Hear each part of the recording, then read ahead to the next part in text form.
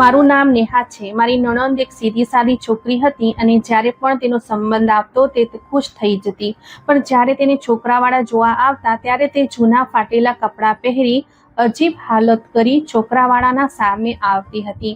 આજે તેનો સંબંધ આવ્યો તો છોકરાએ તેને જોતા જ પસંદ કરી લીધી હતી અને જ્યારે મારા નણંદના લગ્ન થયા મારા પગ નીચેથી જમીન નીકળી ગઈ કે તેનો પતિ એક ભિખારી હતો।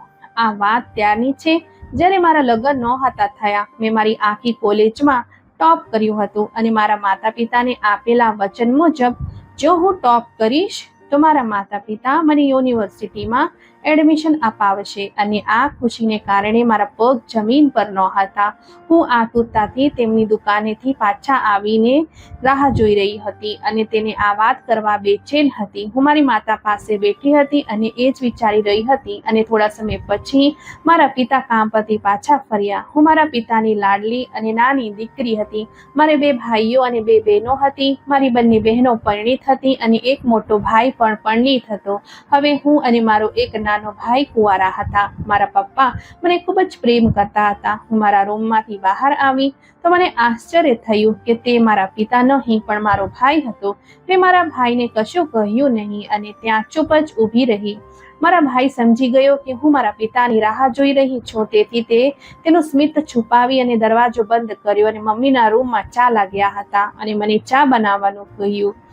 તેથી હું ચા લઈને ભાઈને આપવા માતાના રૂમમાં ગઈ અને ભાઈને પિતા વિશે પૂછ્યું તો તેણે મને કશું કહ્યું નહીં।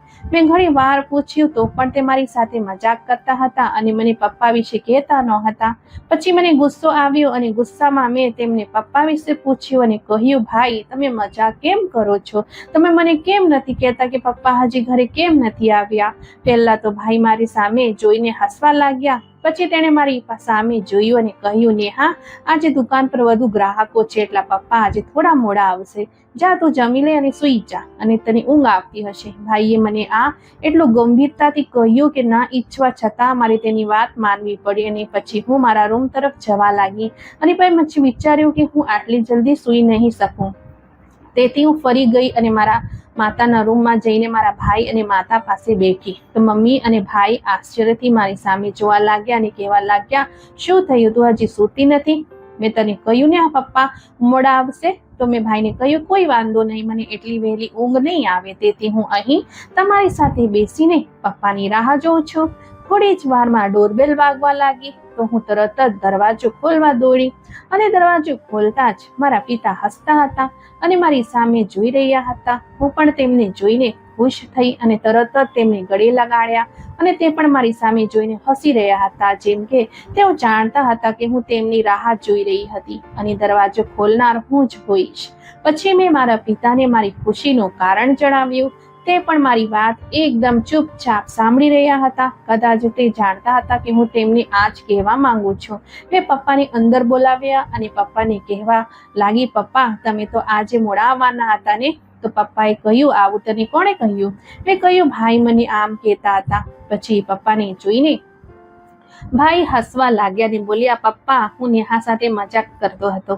મારા પિતાએ એક શરત મૂકી હતી કે જો હું કોલેજમાં ટોપ કરું તો મારા પિતા યુનિવર્સિટીમાં મને પ્રવેશ કરાવશે અને તેમની શરત પૂરી કરી એટલે તેણે મને શહેરની બેસ્ટ યુનિવર્સિટીમાં એડમિશન અપાવ્યું અને મારા પપ્પા મને યુનિવર્સિટીમાંથી લેવા આવતા અને યુનિવર્સિટીમાં મૂકવા પણ જતા હતા।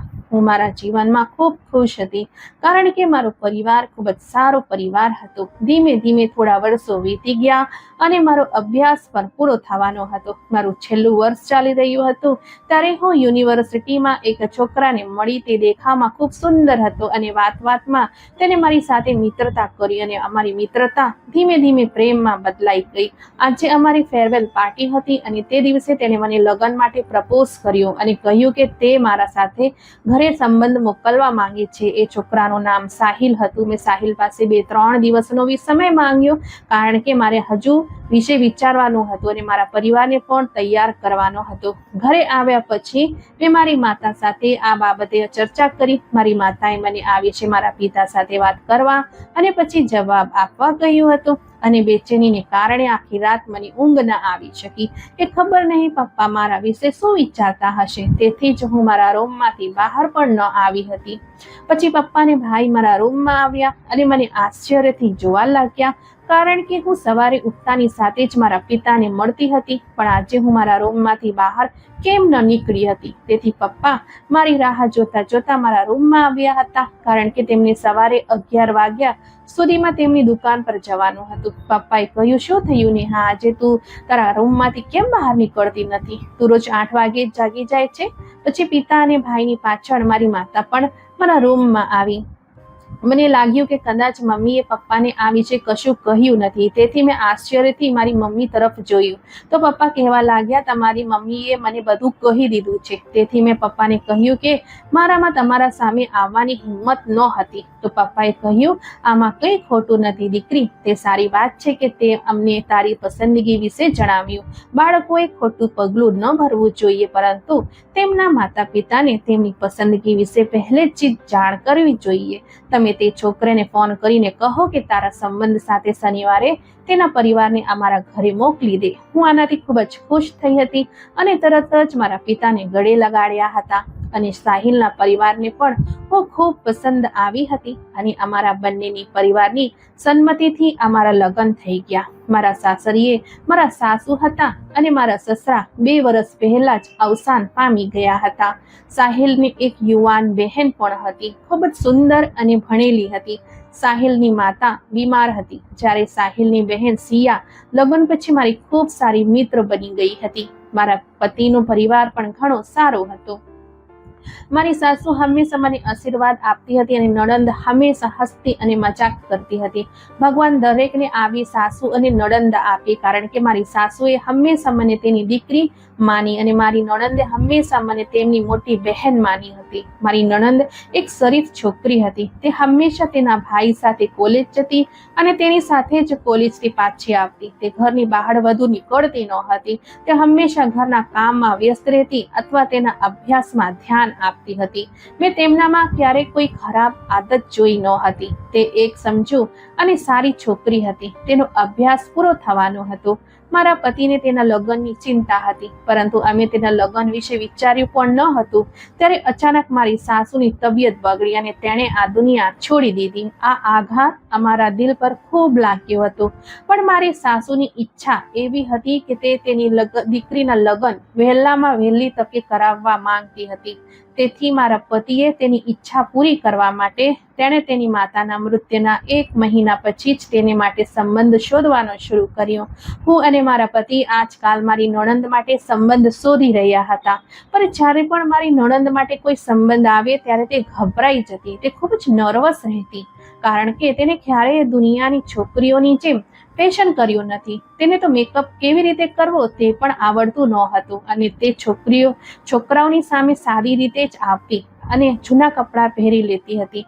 તેથી એ સ્થિતિમાં તેની સુંદરતા ક્યાં છુપાઈ જતી અને પછી છોકરાવાળાઓએ તેને રિજેક્ટ કરીને ચાલ્યા જતા. પરંતુ આ વખતે જે છોકરોનો સંબંધ આવ્યો તે છોકરાએ મારી નણંદને જોતા જ પસંદ કરી લીધી હતી અને અમારા ઘરમાં લગ્નની તૈયારીઓ શરૂ થઈ ગઈ હતી. અમને પણ છોકરો અને તેમનો પરિવાર પસંદ આવ્યો હતો અને આ રીતે મારી નણંદના લગ્ન થઈ ગયા અને મારા પતિ તેની જવાબદારીઓમાંથી મુક્ત થઈ ગયા અને તે તેના સાસરિયાના ઘરે ખૂબ જ ખુશ રહેતી હતી. એક દિવસ હું મંદિરે ગઈ ત્યારે મારા નણંદના પતિને જોઈને મારા પગ નીચેથી જમીન નીકળી ગઈ. તે મંદિરના પગથિયા પર ઊભા હતા અને લોકો પાસે તે ભીખ માંગતા હતા અને ત્યાંથી પસાર થતા લોકો તેને ભીખ આપતા હતા અને તે લોકો પાસેથી ખૂબ જ સુખ અને શાંતિથી ભીખ લેતા હતા. હું રસ્તો ક્રોસ કરી મંદિર તરફ જઈ રહી હતી ત્યારે અચાનક મારા મોબાઈલ પર મારા પતિનો ફોન આવ્યો. તેણે મને કહ્યું, જલ્દી ઘરે આવ નેહા, ઘરે મહેમાનો આવ્યા છે. મેં કોલ પરથી મારું ધ્યાન હટાવ્યું અને સીધી મારી નણંદના પતિ તરફ જવા લાગી, જે મંદિરના પગથિયા પર બેસીને અમારી ઇજ્જતને નીલામ કરી રહ્યા હતા. હું ખૂબ જ ગુસ્સામાં હતી અને તેમની તરફ જોઈ રહી હતી, પરંતુ હું પહોંચું તે પહેલા જ તે ત્યાંથી નીકળી ગયા હતા. પછી હું ઝડપથી ઘરે જવા નીકળી ગઈ, જેથી હું સાહિલ સાથે આ વિશે વાત કરી શકું. આ વિચારીને હું ઘરે પહોંચી તો અંદરથી મારા પતિના હસવાનો અવાજ આવતો હતો. આનો અર્થ એ થયો કે ઘરે મહેમાનો આવી ગયા હતા. તેથી હું ઝડપથી મારા રૂમમાં ગઈ અને મારો ચહેરો ઠીક કર્યા પછી મહેમાનોને પાસે ગઈ, પણ ત્યાં હાજર મહેમાનને જોઈને મારા પગ નીચેથી જમીન નીકળી ગઈ, કારણ કે ત્યાં બીજું કોઈ નહીં પણ મારી નણંદના પતિ મારા પતિ સાથે વાત કરવામાં ખૂબ જ વ્યસ્ત હતા અને મને જોઈને હંમેશાની જેમ નમસ્તે કહ્યું અને ત્યાં મારી નણંદ પણ હાજર હતી. તે મને જોઈને ગળે લાગી ગઈ. જ્યારે હું હજી હેરાન થઈ ઊભી હતી, કારણ કે થોડી વાર પહેલા મેં મારી નણંદના પતિને ભિખારીના રૂપમાં જોયા હતા. હંમેશાની જેમ તે અમારી સાથે ખૂબ જ સરસ અને આદરપૂર્ણ રીતે વાત કરી રહ્યા હતા અને મારી નણંદના ચહેરા પરની ખુશી જોઈને લાગતું ન હતું કે તેનો પતિ ભિખારી હોઈ શકે. તેનો મોટો બંગલો, ગાડી અને ચહેરા પરની ખુશી જોઈને મને એવું લાગતું ન હતું કે તે તેના સાસરિયામાં ખુશ નથી, પણ હું તેનો ચહેરો ભૂલી શકતી ન હતી. તે કોણ હતું? મારા પતિએ વિચાર્યું કે કદાચ મારી તબિયત સારી નથી, તેથી જ હું ચૂપ છું. મારી નણંદ મને અને નંદોઈને ઘરે આવ્યાને 3 કલાક થઈ ગયા હતા, પણ હું હજી પણ મૂંઝવણમાંથી બહાર નીકળી શકતી ન હતી. ત્યારે મારા મનમાં વિચાર આવતો હતો કે તે કદાચ મારા નંદોઈનો જુડવા ભાઈ હશે. પણ મારી નણંદના ઘરેથી નીકળતા જ મેં મારા પતિને આ બધું કહ્યું. મારી વાત સાંભળ્યા પછી તે મારી સામે હસવા લાગ્યા. જ્યારે હું તેની સામે ખૂબ જ આશ્ચર્યથી જોઈ રહી હતી, કારણ કે તે મારી વાતને સ્પષ્ટપણે ના પાડી રહ્યા હતા. પતિએ કહ્યું કે આ તારો વહેમ હશે અને હું પણ તેને મારો વહેમ સમજી ભૂલી ગઈ અને દિવસો વીતતા ગયા. અમારા દિવસો ખૂબ સારી રીતે પસાર થઈ રહ્યા હતા. હું મારા પતિ સાથે ખૂબ જ ખુશ હતી અને મારી નણંદ પણ તેના સાસરિયાના ઘરમાં ખૂબ ખુશ હતી. તે દિવસે મારી નણંદ અને તેના પતિની એનિવર્સરી હતી અને તેણે અમને આમંત્રણ આપ્યું હતું. હું મારા નણંદ માટે ગિફ્ટ ખરીદવા માટે બજાર ખરીદી કરવા ગઈ હતી અને ઘરે પાછા ફરતા પહેલા મેં ડ્રાઈવરને મને મંદિર લઈ જવા કહ્યું. હું દરરોજ મંદિરમાં પ્રાર્થના કરવા જતી હતી, કારણ કે મારા લગ્નને ઘણો સમય થઈ ગયો હતો અને મારે હજુ કોઈ સંતાન નહોતું. આજે હું મંદિરમાં ભિખારીઓને ભોજન આપવા ગઈ હતી. ત્યાં બધા ભિખારીઓ એક લાઈનમાં બેઠા હતા અને હું તે બધાને પોતાના હાથે ભોજન આપી રહી હતી અને સાથે જ હું મારા બાળકની ખુશી જોવા માટે પ્રાર્થના કરવા પણ કહી રહી હતી. પરંતુ જ્યારે અંતે મેં એક ભિખારીને ભોજનની થાળી આપી, ત્યારે તે ભિખારી મારી નણંદનો પતિ હતો. આ પહેલા હું તેને કંઈક કહેતી ત્યારે જ કોઈએ મારા ખભા પર હાથ મૂક્યો. મેં પાછળ ફરી જોયું તો તે મારી મિત્ર હતી.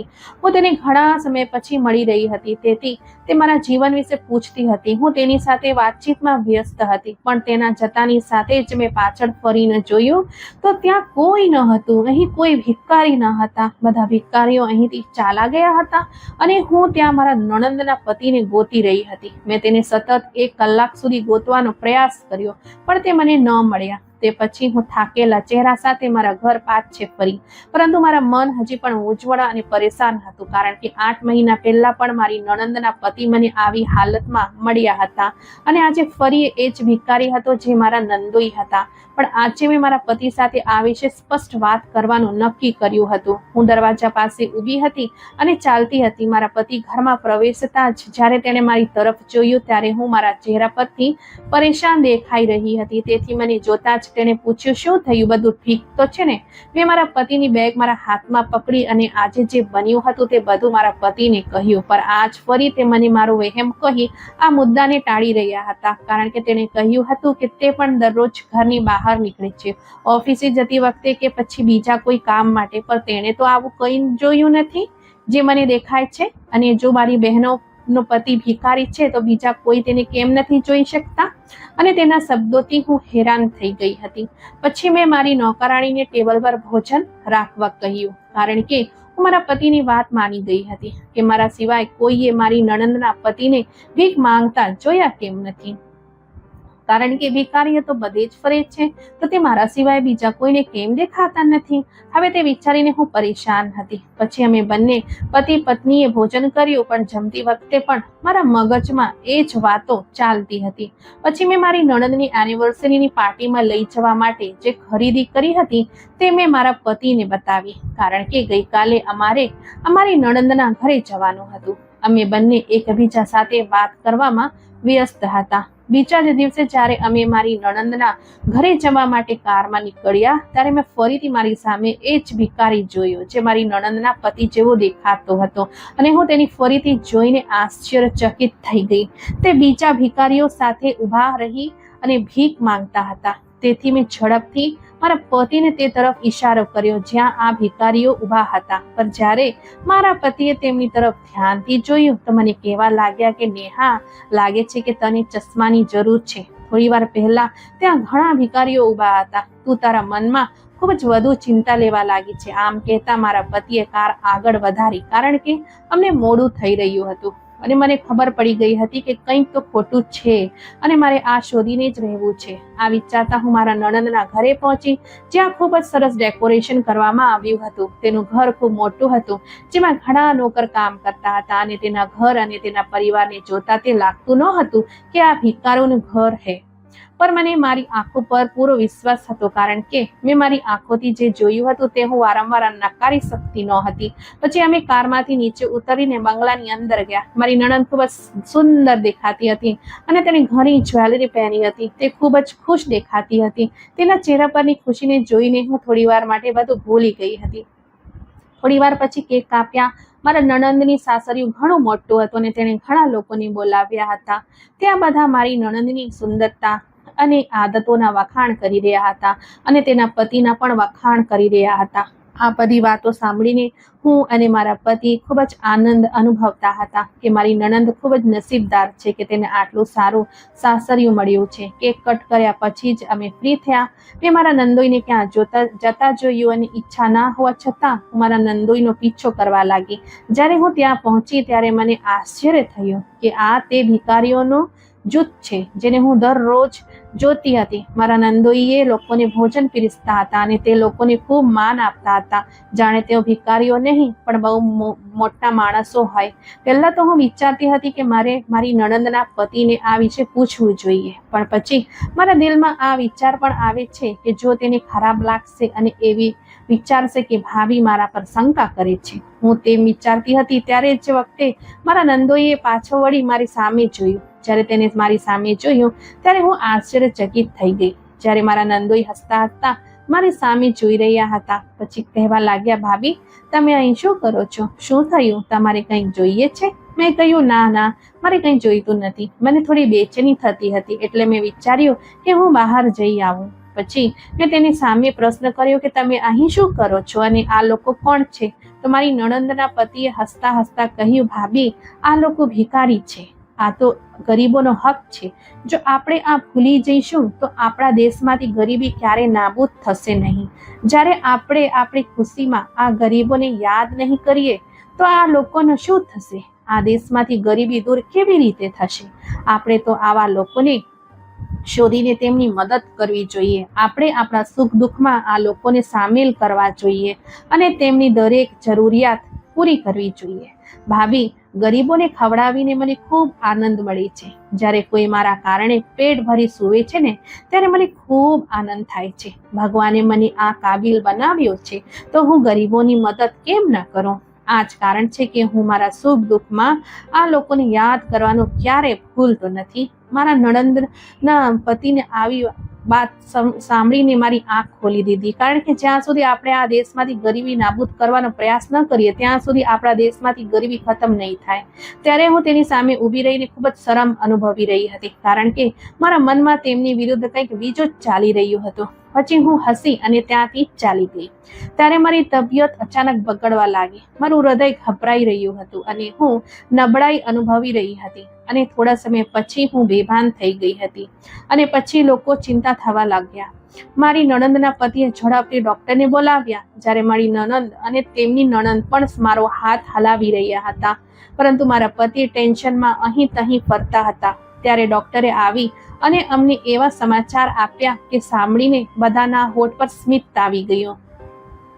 ડોક્ટરે કહ્યું કે હું ગર્ભવતી છું. મારા પતિ પણ આ સાંભળીને ખૂબ ખુશ થયા, પણ સાથે સાથે ડોક્ટરે બ્લડ પ્રેશર ઓછા હોવાનું કહ્યું અને મને આરામ કરવા કહ્યું. ડોક્ટરે મને શક્ય તેટલો આરામ કરવા અને પૂરતી ઊંઘ લેવાનું કહ્યું હતું. ત્યારે પણ મને ખૂબ ઊંઘ આવી રહી હતી અને હું ઊંઘી ગઈ હતી, જેના કારણે મારે તે રાત્રે મારી નણંદના ઘરે રોકાવું પડ્યું. તે રાત્રે મારી નણંદ અને તેના સાસરિયાઓએ અમારા માટે ખૂબ સરસ વ્યવસ્થા કરી હતી. બધા લાંબા સમય સુધી એકબીજા સાથે વાત કરતા રહ્યા અને તે પછી તેઓ પોતપોતાના રૂમમાં સૂવા માટે ગયા હતા. રાતના 2 વાગ્યા હતા જ્યારે મારી આંખ ખુલી ત્યારે મેં અહીં તહીં જોયું અને હું તે જગ્યાએને ઓળખવાનો પ્રયાસ કરી રહી હતી, કારણ કે મને ખૂબ જ માથાનો દુખાવો થઈ રહ્યો હતો અને હું કંઈ પણ બરાબર યાદ કરી શકતી નહોતી. પર પછી મારા પતિને મારી પાસે સૂતા જોઈને મને રાહત થઈ હતી અને જ્યારે મારું મગજ કામ કરવા લાગ્યું ત્યારે મને ખબર પડી કે મારી તબિયત સારી નહોતી અને હું અહીં સૂઈ ગઈ હતી.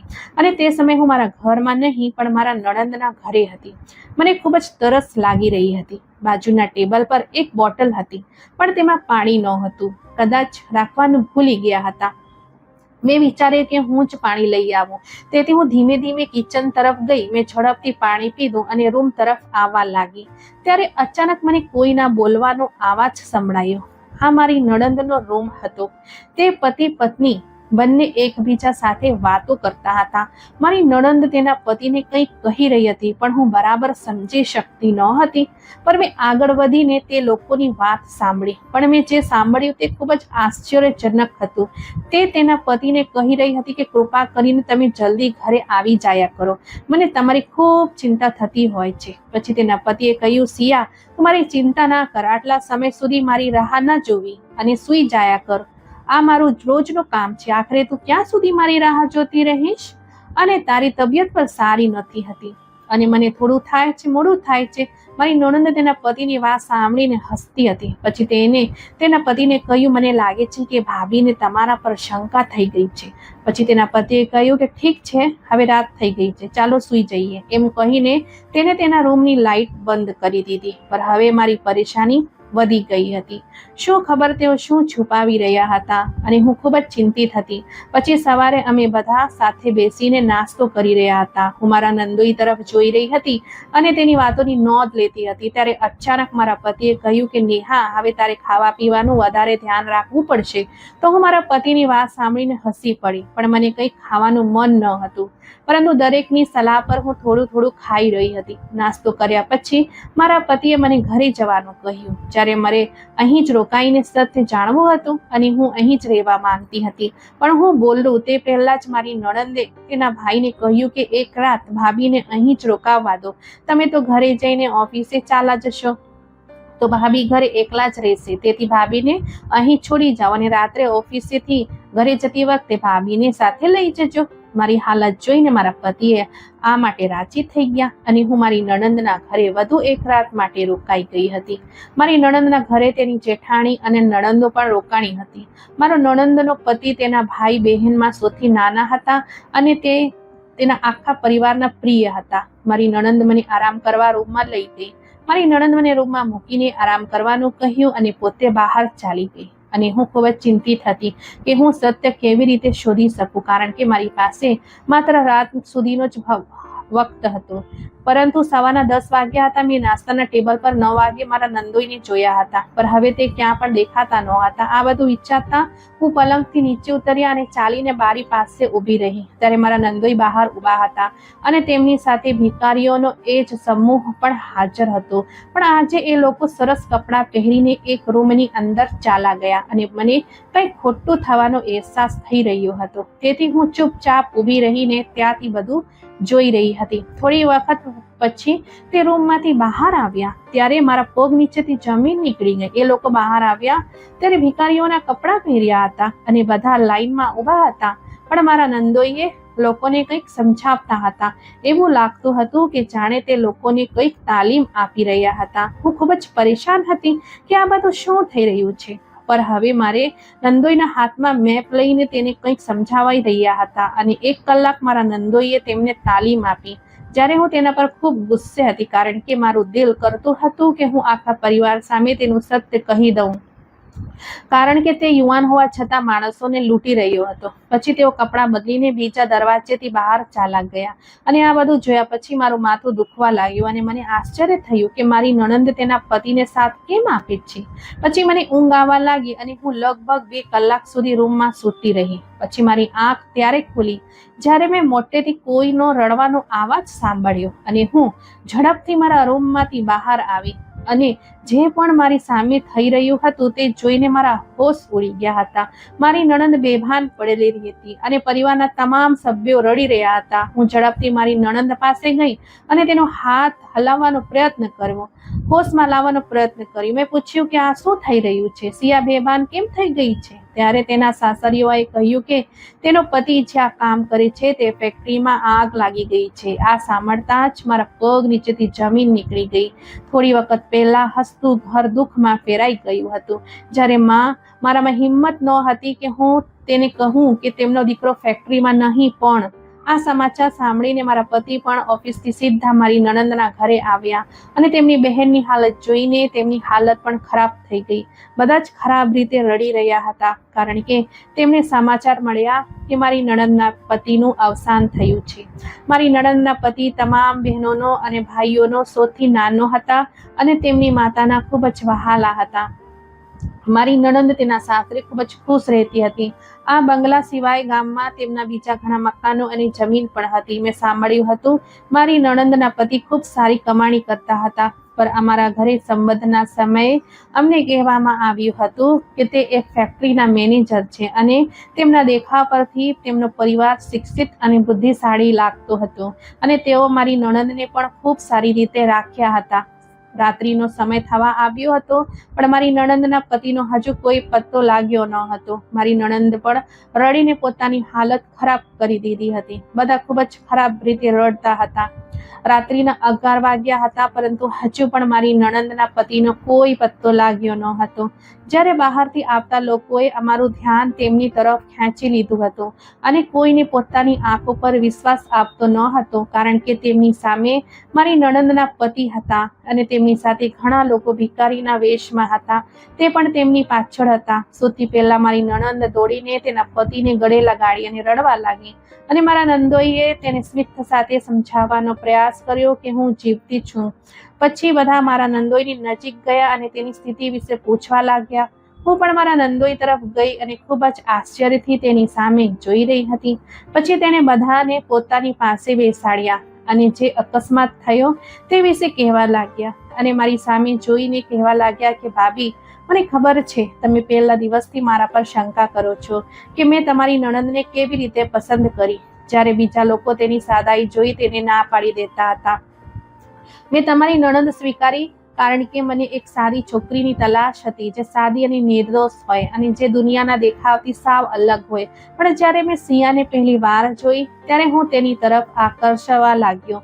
હું હંમેશા આવી છોકરીની શોધમાં હતો અને તે બધા ગુણો મારી પત્નીમાં હાજર હતા. તેથી મેં તેની સાથે લગ્ન કરવા તરત જ હા પાડી, કારણ કે મને આવી છોકરી બીજે ક્યાં પર ન મળતી. અને બીજી વાત એ છે કે તમે મને ઘણી વખત ભિખારીના રૂપમાં મંદિરમાં જોયો હતો, પરંતુ હું ત્યારે મજબૂર હતો, કારણ કે તે સમયે હું ડ્યુટી પર હતો. કેટલાક લોકો ભિખારીના રૂપમાં નાના અને નિર્દોષ બાળકોને પકડી રહ્યા હતા, જેને અમે 1 વર્ષ પહેલા જ શોધી લીધા હતા, પરંતુ તેના ગેંગના કેટલાક લોકો હજુ બાકી હતા અને અમને તેમને પકડવાનો પ્રયાસ કરી રહ્યા હતા. તેથી મારે પણ બધા ઓફિસરની જેમ ભિખારીના વેશમાં તેને પકડવાના હતા, કારણ કે મારે તેમને શોધીને તેમને સજા કરાવવી હતી, જેઓ નાના બાળકોના સાથે રમત રમી રહ્યા હતા. અને આજે સાંજે અમને ખબર પડી કે એક શાળા છે જ્યાં તેઓ બાળકોને ઉપાડીને લઈ જવાના છે અને તમને લોકોને ખોટા સમાચાર મળ્યા કે ફેક્ટરીમાં આગ લાગી છે, જ્યારે એવું કંઈ નથી.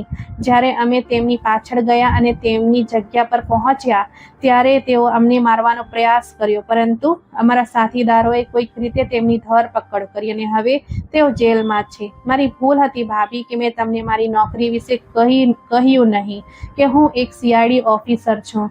જ્યારે મારી પત્ની આ વિશે વધુ જાણે છે, હું મારા પરિવારને જોખમમાં મૂકી શકતો નથી, કારણ કે અમારા દુશ્મનો હંમેશા અમારા પરિવારની શોધમાં હોય છે.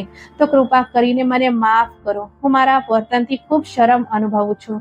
જ્યારે મારા નંદોએ મારી પાસે માફી માંગી ત્યારે મને પણ તેમના માટે પસ્તાવો થયો કે મેં કેવી રીતે તેના પર શક કર્યો, જ્યારે તે એક CID ઓફિસર છે. પર હું મારી નણંદ માટે ચિંતિત હતી, એટલે જ મેં આવો શક કર્યો હતો. પણ હવે મારી ચિંતાઓ દૂર થઈ ગઈ હતી. હવે આખી સમસ્યાઓનો અંત આવી ગયો હતો. એ બાળકોના ગુનેગાર પણ પકડાઈ ગયા હતા અને અહીં મારા નંદોઈ અમારી સામે સલામત બેઠા હતા. મને મારા નંદોઈ પર ખૂબ ગર્વ હતો અને મારી નણંદની કિસ્મત પર હું ખૂબ ખુશ હતી કે તેને જીવન પસાર કરવા માટે ખૂબ જ પ્રેમભર્યા સંબંધો મળ્યા છે. અને આખરે લગ્નના આટલા વર્ષો પછી ભગવાને મને સંતાન પ્રાપ્તિની ખુશી પણ આપી દીધી હતી. પછી મેં એક સુંદર પુત્રીને જન્મ આપ્યો અને હું હંમેશા મારી પુત્રીના નસીબ માટે પ્રાર્થના કરું છું. હું ભગવાનને પ્રાર્થના કરું છું કે દરેક દીકરીને મારા અને મારી નણંદ જેવું સાસરિયું મળે અને દરેક છોકરીને તેની જિંદગીની બધી ખુશી મળે. મિત્રો, આજની વાર્તા તમને કેવી લાગી છે કોમેન્ટ બોક્સમાં જરૂરથી જણાવજો. વિડીયોને લાઈક કરીને વધુમાં વધુ શેર પણ કરજો અને આવી જ અવનવી વાર્તા સાંભળવા માટે અમારા ચેનલને સબસ્ક્રાઇબ કરતા ભૂલતા નથી. આપણે ફરી મળીશું એક નવી વાર્તામાં. ધન્યવાદ.